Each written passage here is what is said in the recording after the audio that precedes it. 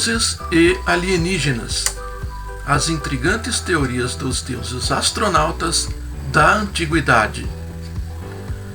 Uma das grandes obras de Zecharia Sitchin, O Livro Perdido de Enki, traz-nos de forma romanceada insinuações intrigantes sobre os primórdios da nossa civilização. Ainda que seja uma obra de ficção e, como tal, agregue elementos imaginários e sem nenhuma base científica ou tecnológica, O Livro Perdido de Enki é no mínimo intrigante. Afinal, as teses ali apresentadas são em sua maioria embasadas nas pesquisas arqueológicas de seu autor, realizadas ao longo de décadas. Ditado por Enki ao escriba mestre Endubzar, da cidade de Eridu, O Livro Perdido de Enki traz uma perspectiva inédita sobre a origem da humanidade e põe por terra as mais sólidas teses sobre a gênese humana, tanto do ponto de vista bíblico quanto científico. Zecharia Sitchin nasceu em Baku, no Azerbaijão.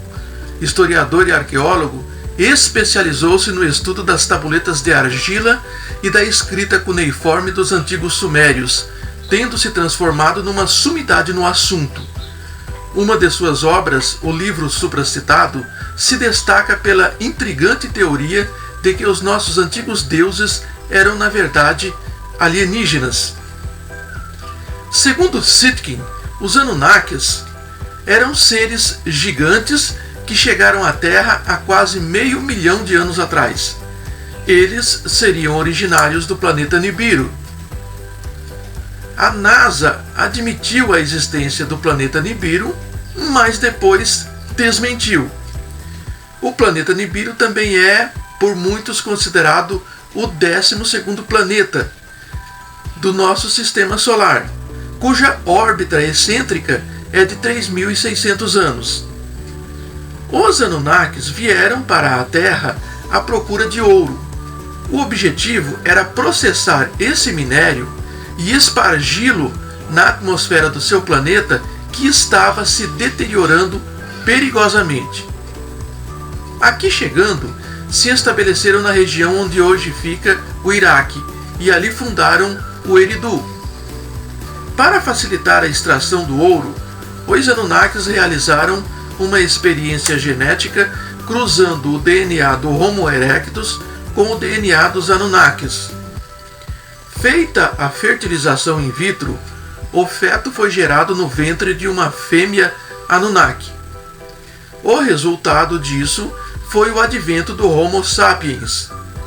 Com isso, os alienígenas conseguiram criar uma nova espécie na Terra e, por conseguinte, a mão de obra escrava que precisavam. A criação do ser híbrido foi ideia de Enki, filho de An, também chamado Anu, o rei de Nibiru, mas teve a total oposição de seu irmão Enlil, também conhecido por Yahweh ou Jeová para os hebreus. Após várias experiências, Enki conseguiu criar o que chamou de Adamo ou Adapa. Com maior inteligência e longevidade, o que veio depois foi uma raça híbrida que se multiplicou na Terra de tal sorte que, posteriormente, muitos dos Anunnakis se engraçaram com as fêmeas híbridas e com elas tiveram filhos, gerando assim os Néfilins, os gigantes da Bíblia. Tudo isso desagradava Enlil sobremaneira, que protestou desde o início sobre a inconveniência de se interferir na evolução natural. Muito tempo depois, Tiamat, o planeta Terra, viu-se na iminência de um gigantesco cataclismo, uma inundação sem precedentes, provavelmente causada por uma das passagens de Nibiru pelo interior do nosso sistema, o que, ao aproximar-se da Terra, causaria elevações de marés jamais imaginadas. Toda a raça humana híbrida estava ameaçada. Desta feita, contudo, Enlil foi mais forte junto ao conselho e conseguiu que deliberassem por não alertarem a humanidade sobre a devastação imediata. Afinal, para Enlil, mais que sacrificar a humanidade, a própria natureza faria uma limpeza racial, erradicando os híbridos, como sempre desejou. Enki, por sua vez, contrariado com a decisão, enviou mensagem secreta a um híbrido chamado Ziusudra. Avisou-o da catástrofe próxima e lhe passou informações detalhadas de como construir uma embarcação onde deveria salvar várias pessoas e também espécies animais de pequeno porte. E assim nasceu o mito da Arca de Noé. Quando as águas baixaram, os Anunnakis que ficaram em suas naves na órbita da Terra retornaram e se surpreenderam com os sobreviventes terráqueos. Todavia, ainda que contrariados com a artimanha de Enki para salvar a sua criação, logo viram naquele pequeno contingente de sobreviventes uma nova possibilidade de reconstruir o planeta com novas diretrizes. Assim, as regiões da Terra foram divididas entre eles. O filho de Enlil, Nanar, ficou com a responsabilidade de reconstruir o Eridu. Já o mais novo, Ishkur, recebeu as terras do noroeste. A realeza Anunnaki ficou com a Ásia Menor e as ilhas do Mediterrâneo, de onde se originaram os deuses greco-romanos, enquanto que Enki ficou encarregado de reconstruir Abzu, na África. Mas nem assim haveria paz. A rivalidade entre os Anunnakis ainda causaria uma guerra nuclear na Terra, ocorrida há cerca de 4.000 anos. As teorias de Zecharia Sitchin, ainda que tenham recebido diversas críticas, são por demais intrigantes, já que colocam em xeque tudo o que aprendemos ao longo dos séculos sobre a humanidade. Sabe-se que as tabuletas sumérias foram escritas há mais de 5.000 anos, bem antes, portanto, dos textos bíblicos. Se verdadeiras, as teorias de Sitchin jogam por terra não só o criacionismo bíblico, mas também a teoria da evolução das espécies de Charles Darwin.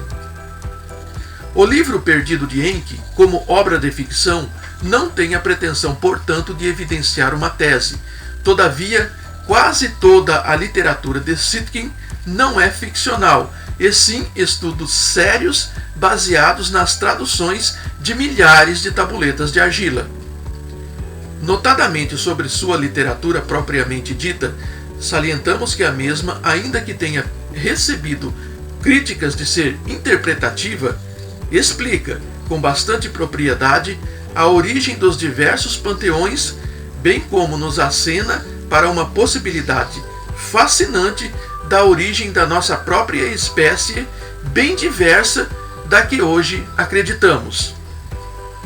Ainda que a crença da humanidade terrestre aponte para Jeová como o grande Criador, o nosso Deus Todo-Poderoso, o texto de Sitchin parece afirmar o contrário, evidenciando Enki como o criador da atual humanidade, ainda que através de manipulações genéticas, e também seu maior benfeitor, aquele que cuidou de preservar sua própria criação diante do grande dilúvio. Por outro lado, ainda que seja verídico que os Anunnakis tenham sido confundidos com deuses, tinham eles suas convicções numa potestade superior. Eles acreditavam no Logos, no Criador Supremo, o causador primário de todas as coisas, a inteligência suprema, o verdadeiro Deus acima de todos os mitos, o Deus bondoso e justo, do qual Jesus se referiu e do qual os Anunnakis são também criaturas assim como nós.